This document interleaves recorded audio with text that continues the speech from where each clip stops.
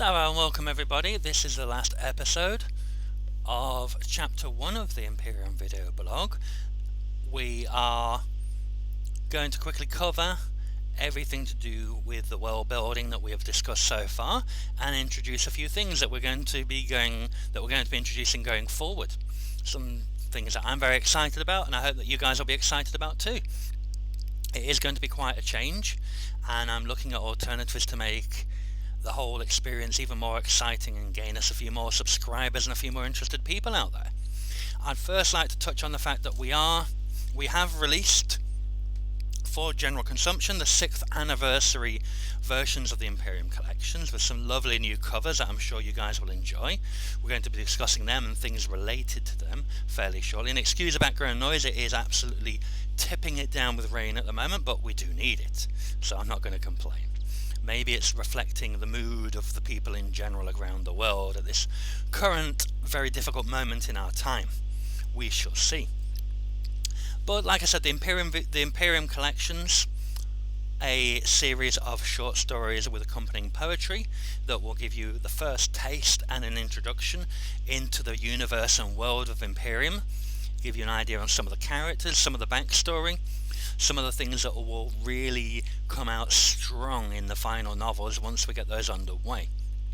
Following shortly after them are going to be the Empyraeum novellas, which will actually be a direct backstory and introduction, as well as some severe or some deep lore scraping, into the actual story that begins or will begin in Flame Undying, which will be novel number 1 of the Empyraeum cycle. Now, obviously, we have touched a lot over the world building aspect, and to me, the reason I wanted to put a whole chapter on the world building side of things is that this, to me, especially when one is writing science fiction or fantasy or a combination of the two, is essential to the actual entirety of the narrative and the story itself, because without a world in which has been extensively constructed, without the rules of that world, without the details and the idiosyncrasies of that world in place, that I think that actually is more important than the characters themselves, because the world itself influences the characters, just like real life influences us. Real life events and circumstances which are controlled and influenced by the world in which we live. Let's just say, you can say, there's only one world on which we live. That depends which part of the world you live in, what culture you live in, what circumstances economically, politically, and so forth you live in will affect how you develop as a person. If you grow up in a very poor society with very little chance of development, you only have certain paths which you can follow to a degree.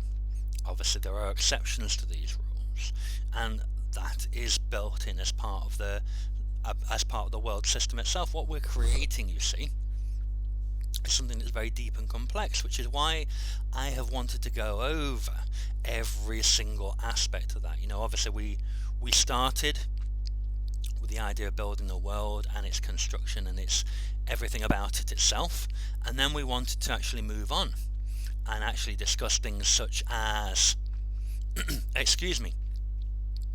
everything from the context, the development and evolution, the language.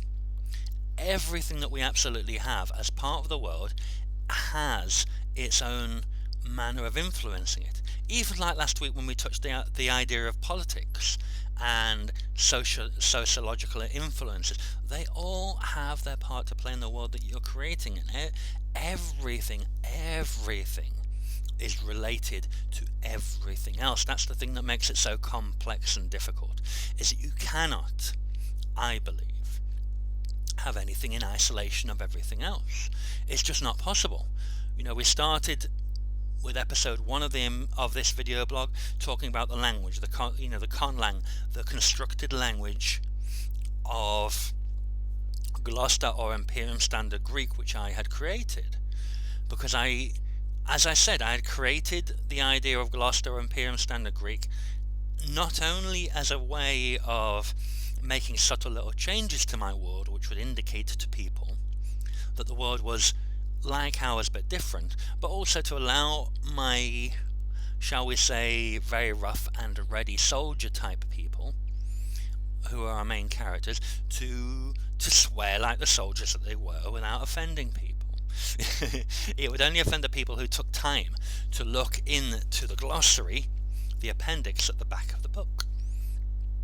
And also to give, you've seen it in many different worlds and and novels, as well as stories that were created. We've got recently with the Game of Thrones, with High Valyrian and Dothraki, people being able to chuckle at certain terms, etc., made in those languages that may not have been literally translated by the subtitles, or to be able to converse with each other in these languages. The same with Klingon, and even the language that you see only ever written down in the Star Wars universe.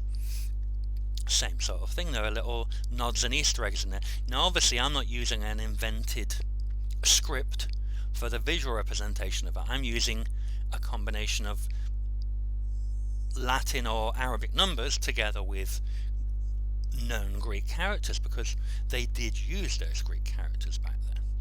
But it's letting us put our feet in the water of the fact that the world is subtly different. People don't swear the same, they don't comment the same. I had a little joke that in one of the first stories in the Wandering Wonder collection, which is known as Embodied, which takes place in what is essentially a very normal situation of an uncle going on a little ramble with his niece, which turns out not to go that way entirely.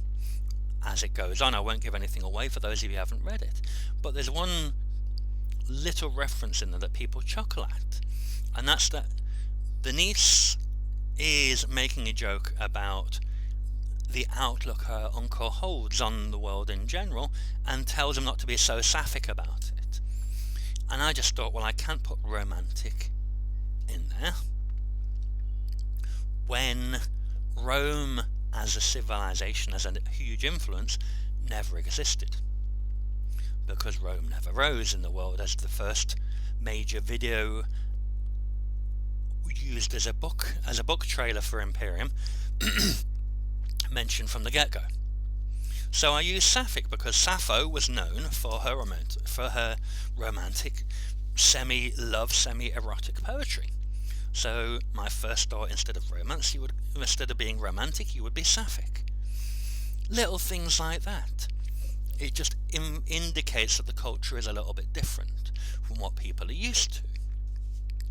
We then moved on to the idea of setting things within their context, having a framework, having a flowchart type thing, where this fits in here, that fits in there, that connects to that, that is related to that.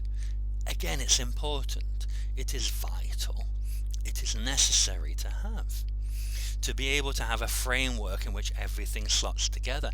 Even when you're talking about someone like me, who apparently does things on the fly and random, I don't. It's all up in here, even if it's not written down in any way that people can logically recognize. They don't always. In fact, they very rarely do. I'm seen as a bit of a random person in a number of ways. But I don't mind, that's okay. I can live with that. Then we went on to start expanding things, start talking about exposition, start talking about characterization, start talking about a number of different things on how things all fit together, because essentially the way I see it, and the reason I structured the video blog in the way that I did with the different episodes in that order, was I see it as a jigsaw puzzle. But I'm seeing it as one of those three-dimensional jigsaw puzzles, possibly where all the pieces are blank, or you appear to be constructing a jigsaw in the shape of a plate of beans or something like that, where it's very hard to determine where you're going, but the inherent structure is there if you look for it. And I know that flies in the face of what many people are talking about, but it's like, what we're trying to say, we're trying to say that we're looking at, there is a large underlying structure behind everything, and that's what we need to identify. We can't just build our world and have it, well, you can, but in my opinion I don't want to do that. In my opinion, what I want to do is actually have it where we have a strong logical structure to what we're building. You can just build a world where you're just doing this, that, the other and everything. You can say, oh, we have dragons, or we have elves, or we have orcs, or we have blue people with tails, and we have cats with beards, and we have dogs who don't talk. But what we experience then, and I'll go into the weirdness here to explain why, is what everyone likes to call cognitive dissonance, or the frustration factor. Now, let me use a pure example here. Mickey Mouse. We have Mickey Mouse, and we have a world where there are anthropomorphic animals who talk and interact and live in a society analogous to our own. Everyone wears gloves. And we have everything. We even have chipmunks who talk, even though they don't wear clothes or wear gloves like the other characters. But we have all these different animals who interact and live and do everything. And then we have the cognitive dissonance, because we have on this side, we have Goofy, a dog who dresses and talks and may be a bit stupid, but he is intelligent after a fashion, at least enough to speak, to operate and construct machinery, and to get himself into endless trouble.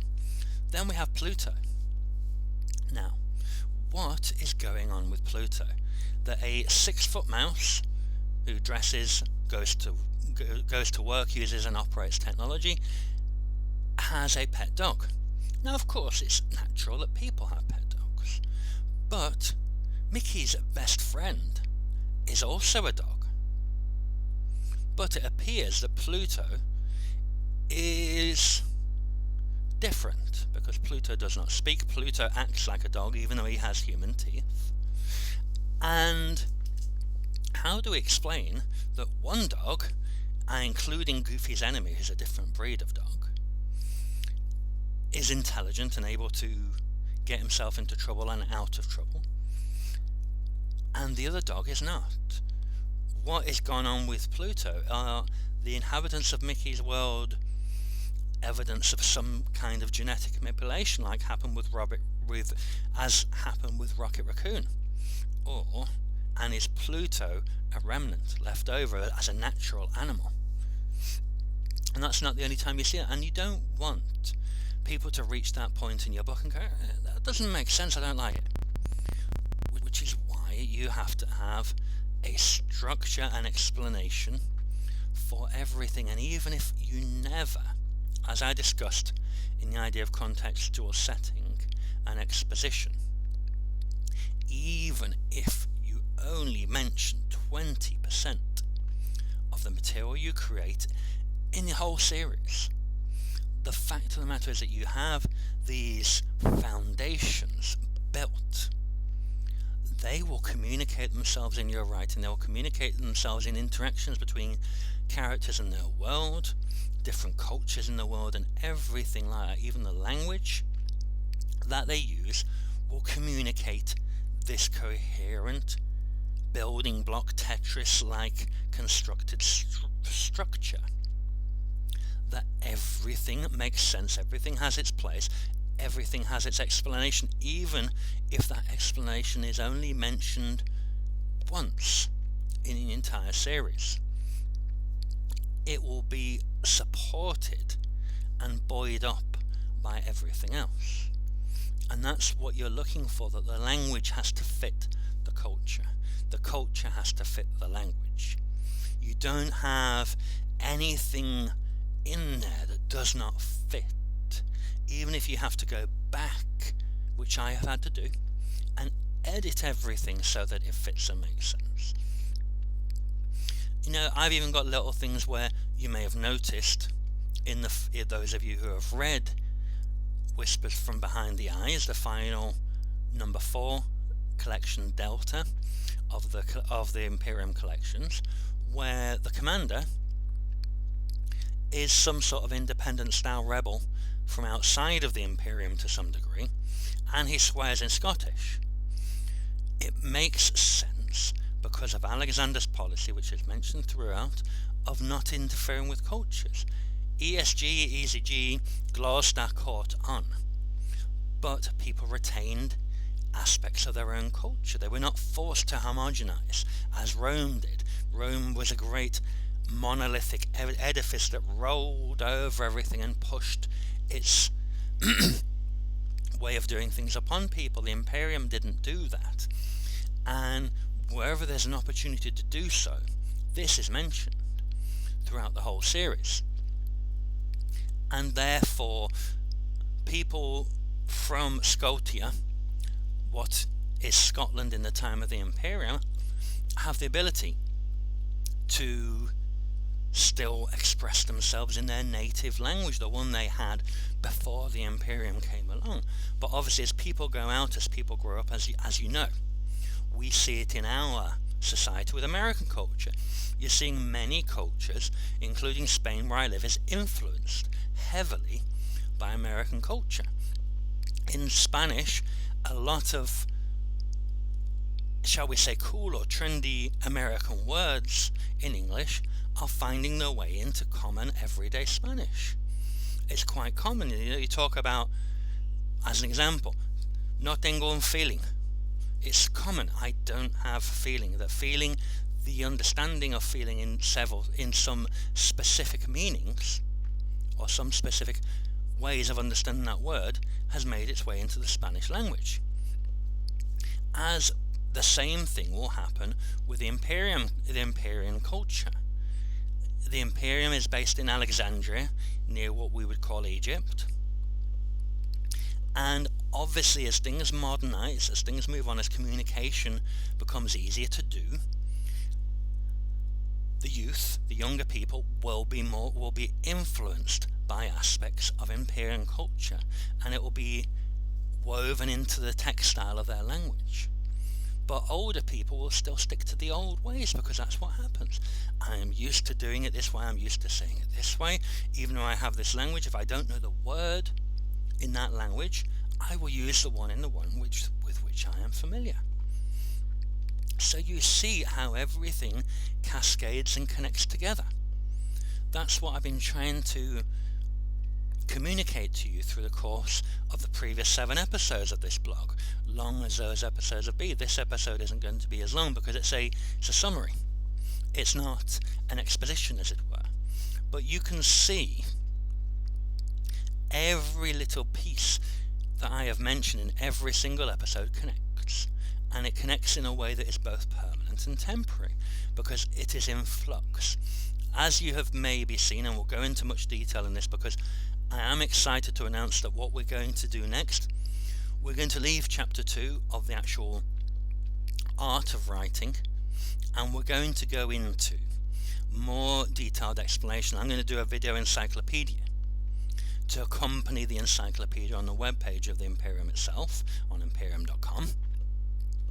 And I'm going to pick topics every week and go into detail and go into more multimedia excitement about these topics. We'll talk about the factions, will be our first episode to come in about a week's time. We're then going to go into technology. We're going to go into some of the mythology and science. We're going to go into different characters.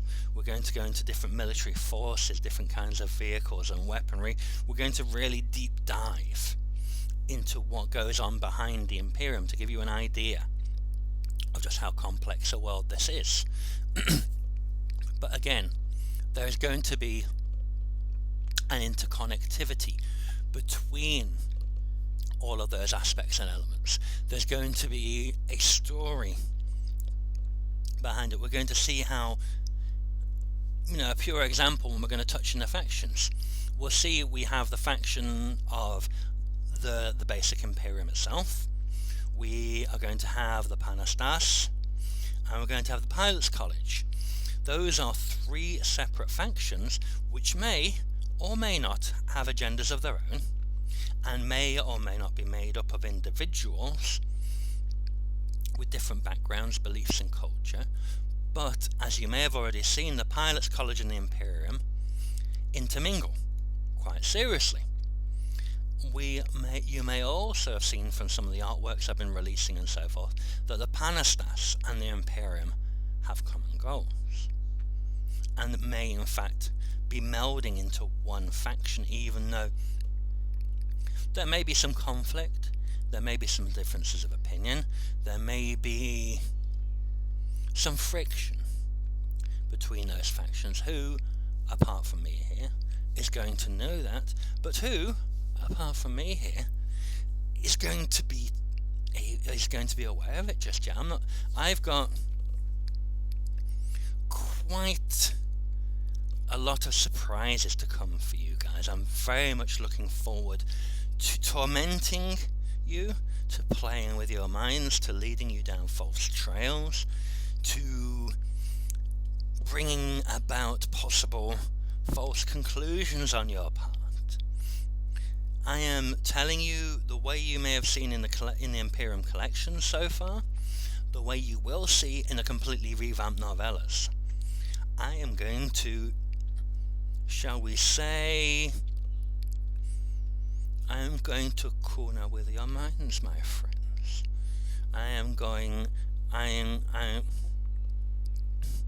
No, not corner with your minds. I honestly, this is the thing, I've invented this language, I've written it down, I've placed it down quite. I am going to coiter with your minds, my friends. I am going to put your mind in such a cornucopia mess that you're not going to have the faintest idea what's going on. You're going to be gamming angry with me. You really are. I know. It's the dirty words you're going to learn first. Trust me on that one. I'm going to lead you down such a guided path that you're not going to have a clue. But that's what's going to make everything to do with the Empyreum cycle so excitingly interesting. That's what's going to draw you guys in, I hope. Is that I'm not going to spoon feed you. You're going to eat with your spoon and spare your chips with your fluke. No, that's not me making up languages. I'm not going to spoon feed it to you. I'm not going to make it easy for you. I am hoping to have readers who are intelligent enough to see the words beneath the words and then see further words beneath even those. I've used an example, and I'll probably be quite controversial. The series Lost. The finale of Lost caused a lot of division and a lot of angry people. I personally enjoyed it because what it has done is, I think Lost ended in 2009, was it, or something like that? I honestly can't remember. We're in 2020 now, approaching the end of, and people will still talk about it. I would like that very much indeed. For someone to finish, when I write it, of course, the last line in book 3 of the Empyreum cycle, get to the end and go, what does he mean? What did he mean? Where is he going? And what's going to happen now? I want people to be angry. I want people to fight and discuss their opinions, to upload YouTube videos or whatever equivalent there is in that time. Depends how long this takes me. To discuss it, to be angrily debating and sharing opinions and theories about what's going to happen next. I want people to approach me and say, Alan, can I please write down what I think is going to happen next? Can I write a short story or even a novel based in your universe in collaboration with you? And I will say, yes, we will sit down, we will do a Zoom or similar call, a Skype call even, and we're going to talk about it and we'll collaborate, and I'll give you all the backup you need. And I want this to build. You know what I would love? Because I know I'm 45 years old in a week. I'm not getting any younger, as you may see from the grey hairs here. I would love for people to be that passionate, to develop such an interest in the Empyraeum universe that they want to write books in the extended universe. I would love to have someone like you, Laurie, Graham, James, even Aaron, sorry you other guys, even Dan, to sit down and say, hey, we like your IP and we want to write within it. If I could have some of my favourite science fiction authors want to actually write their own stories set in my universe, absolutely bloody yes. That would make everything, even, gosh, if Stephen King's still alive, long life to you, Stephen. If he wants to write a horror-based story in my universe, please, absolutely. I'm not going to say I'm not picky, because I am going to want involvement. I am going to want the final yay or nay. So I'm still getting used to this bit, it still itches. I'm going to want the final yay or nay on whether this is going to be considered canon in the Empyraeum. But I am going to want, because I'm not going to be able to, the scale of the Empyraeum as it has come about, it's going to be too big for me to write everything that could possibly be written about it. And I would love for a community of fans of the Empyraeum to want to write their expanded universe, just like has happened with Star Wars. Look at all those Star Wars novels that have been written. And now we've had films that fill in the gaps. But we're not going to possibly ever be able to have films that cover everything. And I would love that. I would love someone to write books about the First Union War, about Gabriel's life, about how the Council took over Earth, because these are going to be alluded to and mentioned in passing in the actual trilogy, and they're alluded to in passing in things such as the collections and the novellas. But I'm not going to live the extra 50 years, unless science actually helps me out here, or more, and be coherent enough to cover everything.